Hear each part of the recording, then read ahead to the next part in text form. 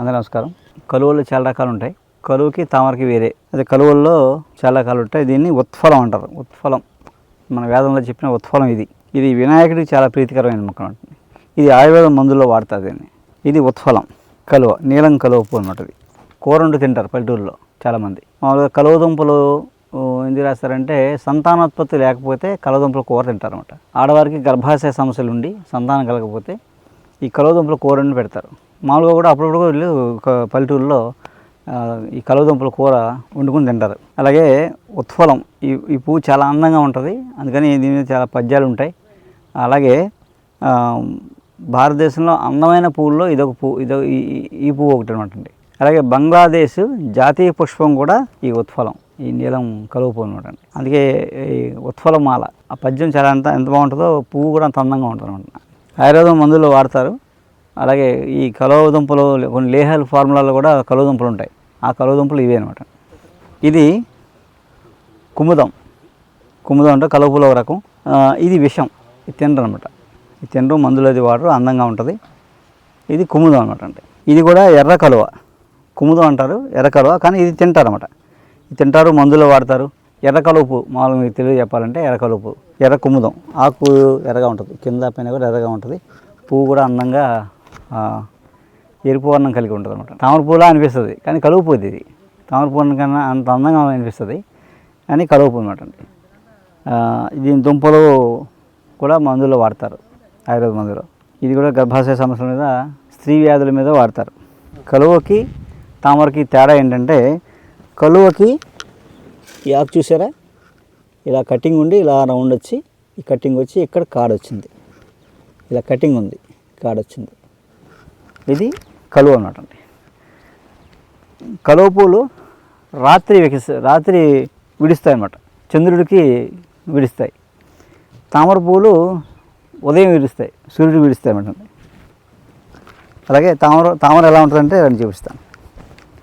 ఈ తామరాకు చూసారా, ఈ ఆకు అంతా రౌండ్గా ఉంది, ఎక్కడ కటింగ్ లేదు, రౌండ్గా ఉండి మధ్యలో కాడ వచ్చింది.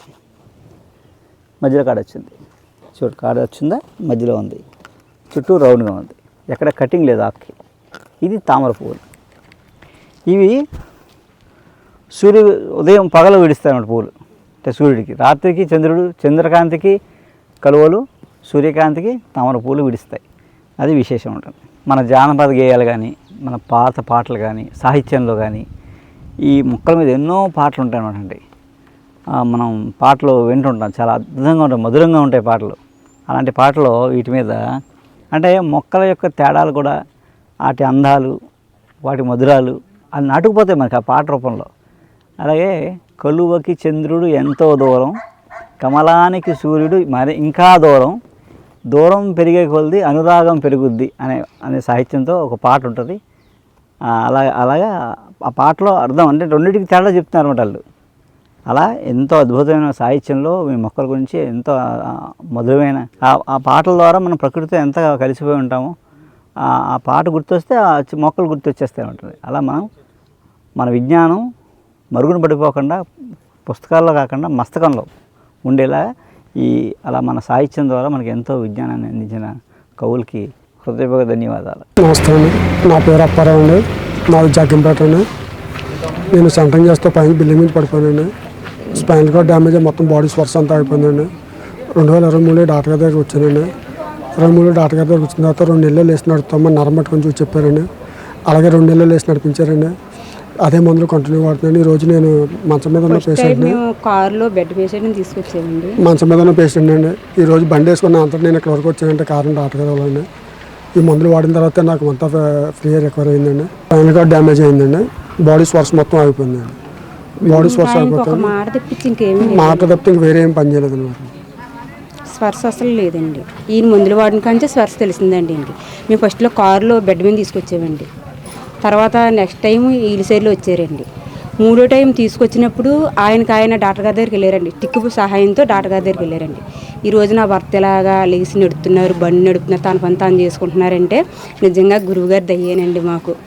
ఈరోజు నా పిల్లలు నేను ఆనందంగా ఉన్నామంటే ఆయన మాకు నిజంగా కృతజ్ఞత ఎంతని తెలుపుకోవాలండి ఆయనకి. మేము ఆయన వల్ల ఈరోజు మేము ఇలా ఉన్నామంటే ఆయన వల్లే అండి. నేను డాక్టర్ గారి దగ్గరికి గ్యాస్ ప్రాబ్లం గురించి వచ్చాను. Gas Bhimavaram, Hyderabad, AIG, GV Rao garu అన్నీ తిరిగాను, ఎక్కడా తగ్గలేదు నాకు. తినక ముందు ట్యాబ్లెట్, తిన్నాక సిరప్ తాగేవాడిని. కానీ మా ఫ్రెండ్ ఒక ఆయన వెంకటేశ్వరరావుని తీసుకొచ్చారు నన్ను.